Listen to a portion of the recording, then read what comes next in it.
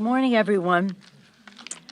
Since last we were together, the jobs report came out, which was historic and good news. It was overwhelming. As you may have been aware, when we met last Thursday, the anticipation was that perhaps it would be a much lower figure or even in the negative column, and it turned out to be nearly 500,000 jobs created, an upgrade for the jobs of previous months, giving President Biden the highest rate of job creation and reduction of unemployment practically in history, and again a tribute to him, to our policies, and a tribute to the private sector, which created many of these jobs, working together with public and private.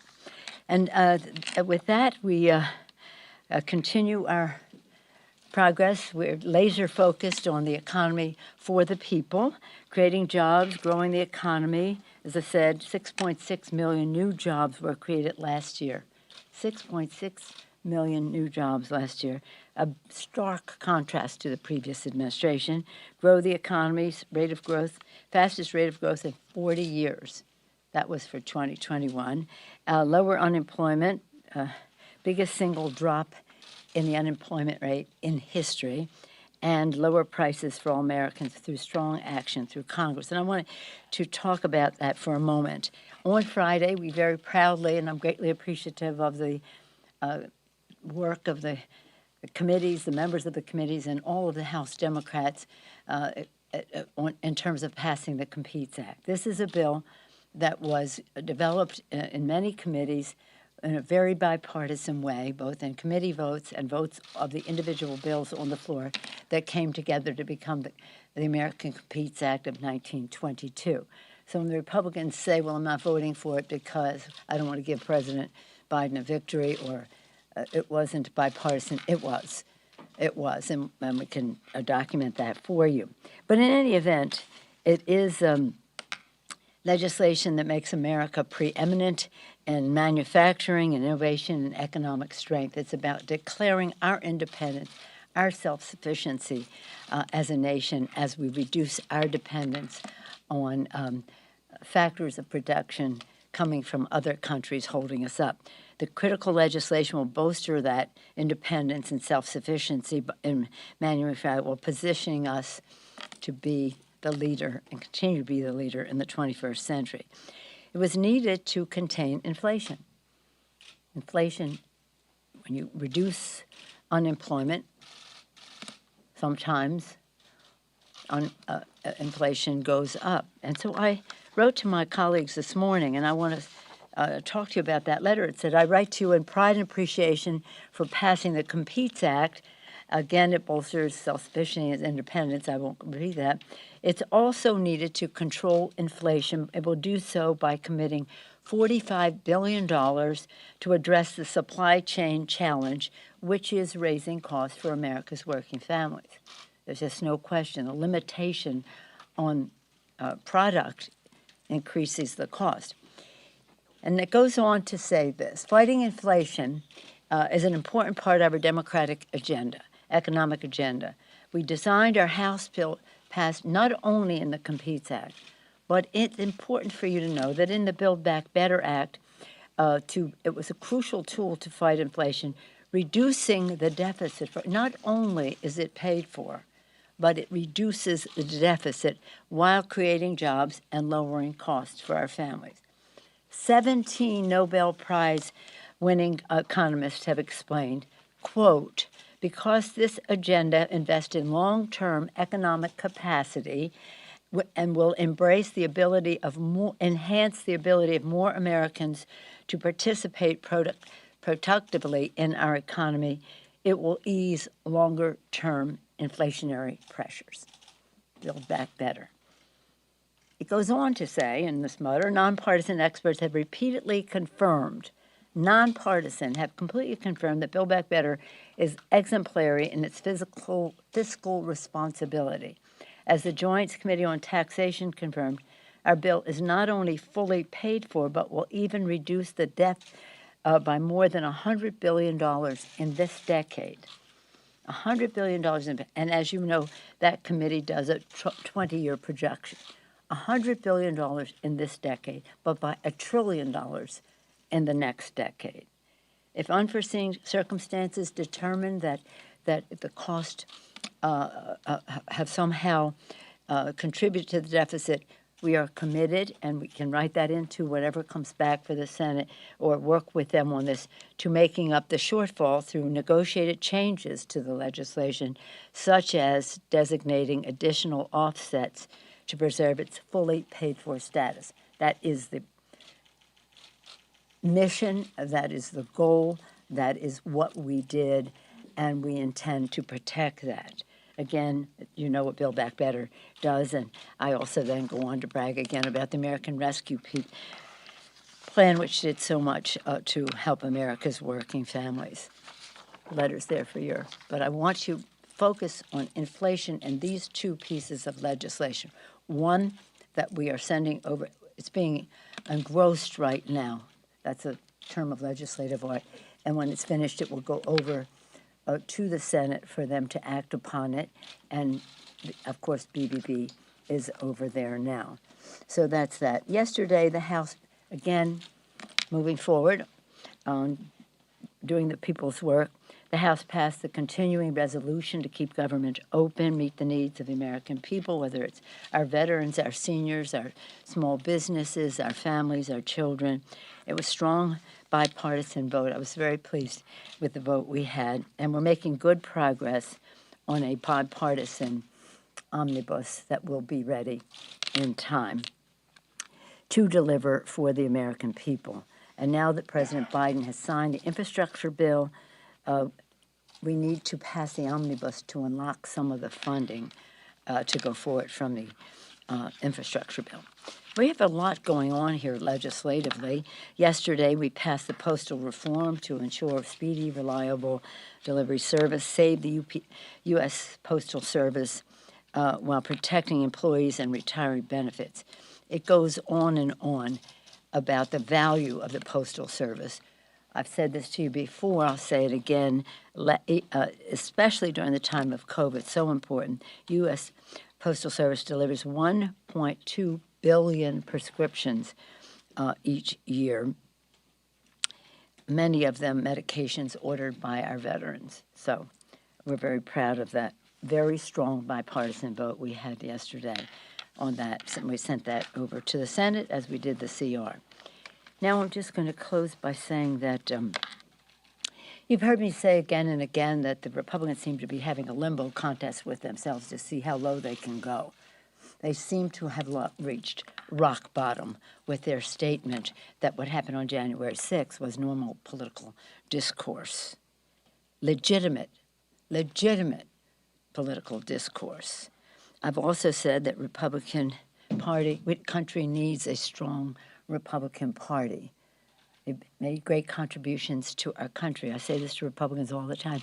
Take back your party from this cult. Take back your party. America needs a strong Republican Party and a strong Democratic Party.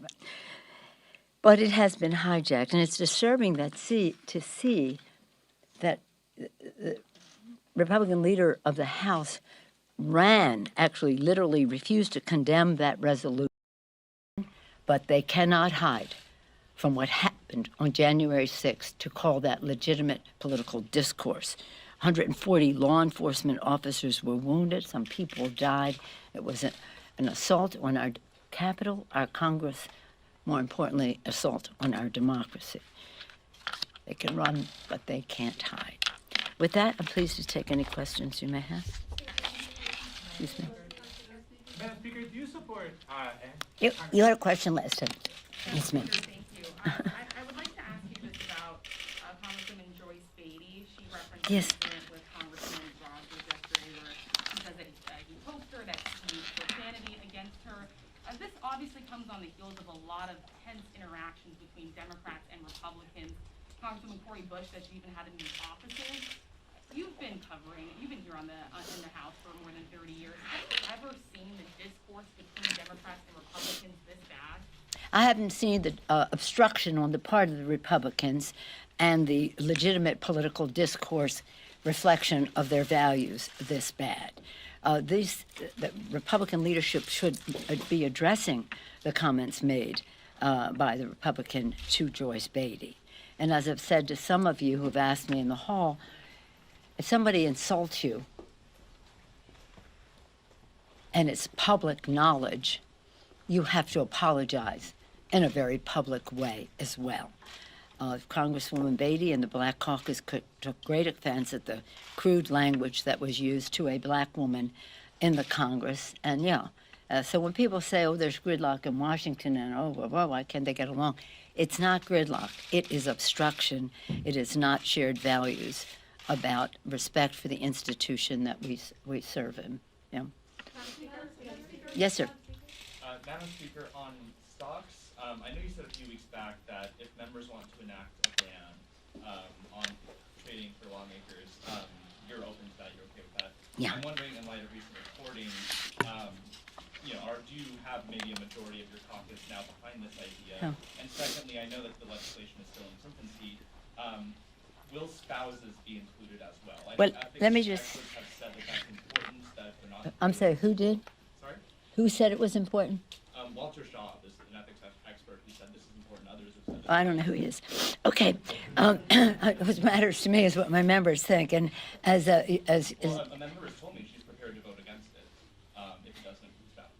but you know what, I'm a big believer in our committees, and we've tasked the House Administration Committee to review the options that members are putting forth, and they have different views on the subject. But I'd said that a certain criteria that I wanted to see was whatever design they have for that. That's one. But the other is we have to tighten the fines on those who violate the Stock Act. It's evidently not sufficient to deter behavior. And then the third is just really, it has to be government-wide. We make a disclosure every year of our financial disclosure, that's what it is. And then in addition to that, on a regular basis, when there's a stock transaction, to report that. The court system, the third branch of government, the judiciary, has no reporting. The Supreme Court has no disclosure. It has no reporting of stock transactions, and it makes important decisions every day. I do believe in the integrity of people in public service. I want the public to have that understanding. We have to do this to deter something that we see as a problem, but it is a confidence issue, and if that's what the members want to do, then that's what we will do. But the Supreme Court and the judiciary, even the chairman, the Chief Justice has pointed out some of what he flirted with the word, or maybe used the word, scandals that have happened in the judiciary. So they're listening to members about how it affects members. I'm also saying that we need, and our members have been saying this for years, why does the Supreme Court of the United States have no disclosure, financial disclosure, and now that we have the Stock Act, do that. There's another consideration, as you know, in the executive branch, when they divest of their stock, they don't pay capital gains. So that's an interesting feature, but it's complicated, and members will figure it out, and then we'll go forward with what the consensus is. Will it be sometime this year that you're expecting to sort of vote? Well, yeah. I mean, I assume that they'll have it pretty soon. They're having meetings, I think, not as we speak, but in the course of now. But just in friendship, to say I know one person who's going to vote against it. We had one person vote against the Meats Act, too, the other day. But we had a tremendous, tremendous victory. What we're trying to build is consensus. Consensus. The plural of anecdote is not data. And what we want to do is have data that builds consensus. Yes, ma'am. Thank you, Madam Speaker. Just two quick questions. One on the latest union engagement effort. Congressman Levin introduced a resolution today. How quickly do you plan to move on that? Will it go through the regular committee process, or will you fast track that to the floor? And then secondly, if I may, can you just update us on the state of the union? I guess bottom line, are we going to see a more socially distant event Well, let me take the second one first. There's a very great interest on the part of members to have more fuller participation in the State of the Union, and we have to respect the guidance of the Capitol physician, and we're anticipating some report from him with vaccinations and so much happening since last year. I think that people are ready to pivot in a way that shows to the American people we've largely been vaccinated here.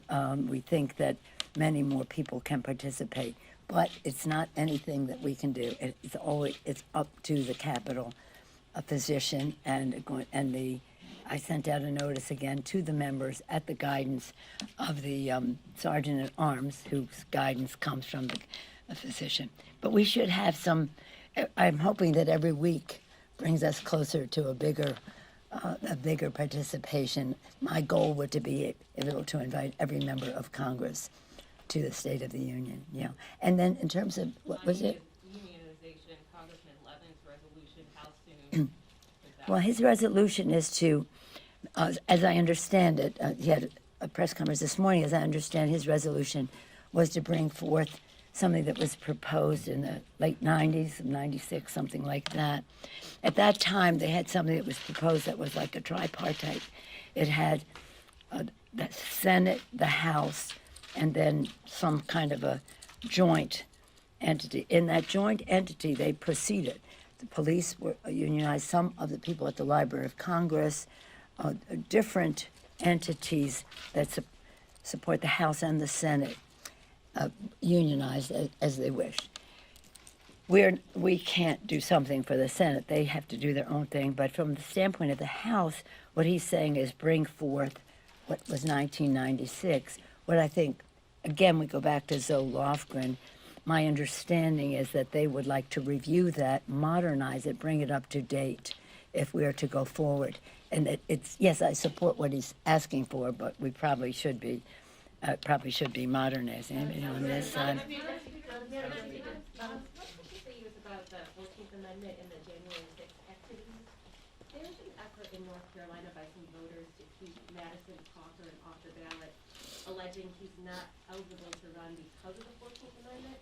And what it says is that members who engage in insurrection or rebellion against the United States are not eligible to hold office. So my question for you is, do you think members of Congress who participated in January 6th activities should be ineligible to run for re-election? Well, I'm not familiar with what's happening in North Carolina, and I appreciate what you had to say about it, but I would hope that members of Congress who participate in insurrection and sedition would be held accountable by their voters, including any former president of the United States. Yes, ma'am. That's good. Around 30 or so Republicans sent a letter to you and Congressman Lofgren about apparently being monitored by Capitol Police, and they want an inquiry into this. Congressman Nels is saying that you have used the Capitol Police as basically weaponizing them against members of Congress, basically monitoring them. Okay, don't waste your time. I have no power over the Capitol Police. Does anybody not know that? The Capitol Police have responded to that gentleman's allegation, and that stands as what it is. But I have no power over the police. Thank you all very much. Won't see you for a bit, but we'll be in touch. Any Thank predictions you. on the Super Bowl?